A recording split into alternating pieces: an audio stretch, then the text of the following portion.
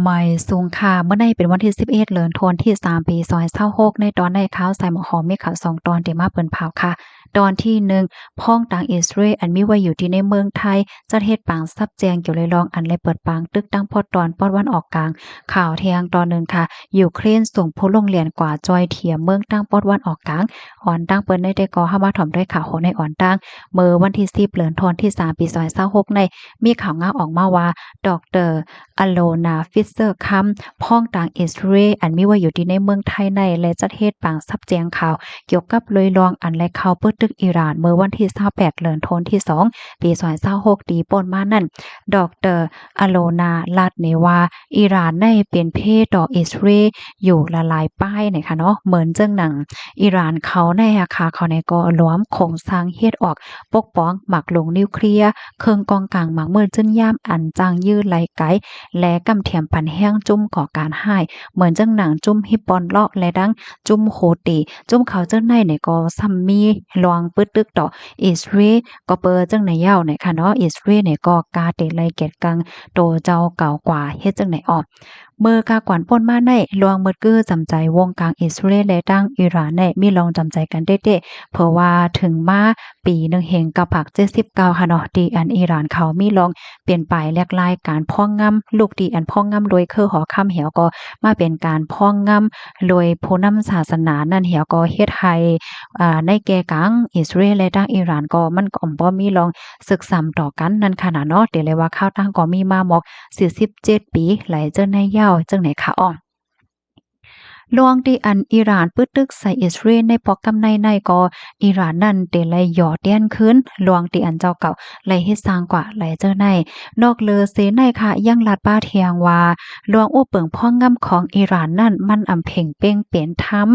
ว่าได้เป็นภายนอกภายในค่ะอธิกามันในปีในอิหร่านเนี่ยก็ไล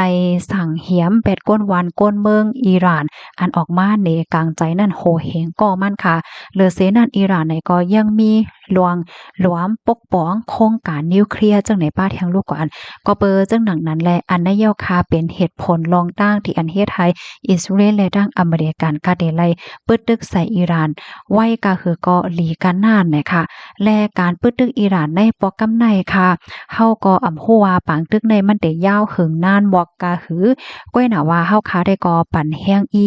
ให้มีลองเป็นไปแหลกลายที่ในเมืองอิหร่านให้มีลองเป็นไปแหลกลายการพ่องงำว่าสวายเฮ็ดจังไหนหนังเฮอได้มีพรปางพรเลดอกกวนวันกวนเมืองอิหร่านนั่นยาวในออก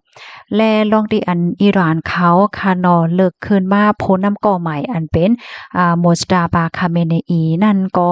ตั้งฝ่ายอิสราเอลได้ก็หันถึงว่ามันมีลองเป็นไปแหลกลายสังนั่นน่ะเนาะยันก็บ่ว่าเป็นลูกจ้ายพ้นน้ำก่อเก่าก้อยแลว่าได้เป็นลองว่นลองด้วยหันถึงอิสราเอลและจังไหนก็มันก็มีลองเป็นไปแหลกลายสังมันก็ได้เหมือนจังหนังเมื่อกาก่อนป่นมาเฮ็ดจังนั้นก้อยในอ้อดอนด่าก้นเมืองไทยอันเหตุการณ์ว่าอยู่ที่ในเมืองอิสราเอลนั่นก็นะอิสราเอลเนี่ยก็โดยถึงปันลองห่มลมลองลอดเพก้นต่างตั้งเสียงตั้งหมดโฮมพาถึงก้นเมืองไทยอันมีอยู่บอกหาเหมือนก็เจ้าหน้าไหนค่ะเนาะอำว่าได้เป็นลองปันฟังเติ้นเพว่าเปิ้นตีตาซอนเพปยกมีไว้ปันป้า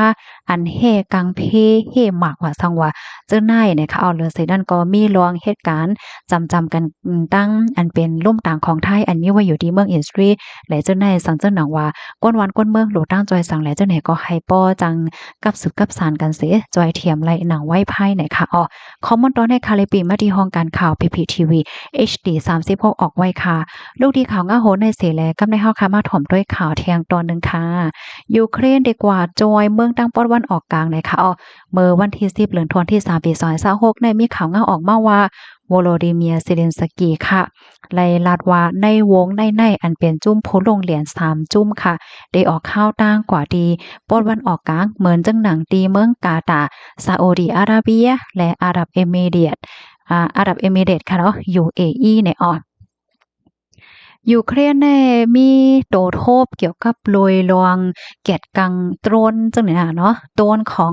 สาเหตุเนี่ยนะอันอิหร่านเขาเฮ็ดออกมาย้อนก็เปว่าเมื่อกาก่อนป่นมาไหนก็ราชาเขาได้เอาโดรนอันเนี้ยค่ะมาใจตื้อปึดตึกใส่ยูเครนเนี่ยค่ะอ๋อเมื่ออำลายวันที่ป่นมานั่นก็หลายๆเมืองเขาเนี่ยก็ย้อนต้านจอยเทียมมาดียูเครนค่ะเนาะว่าให้มา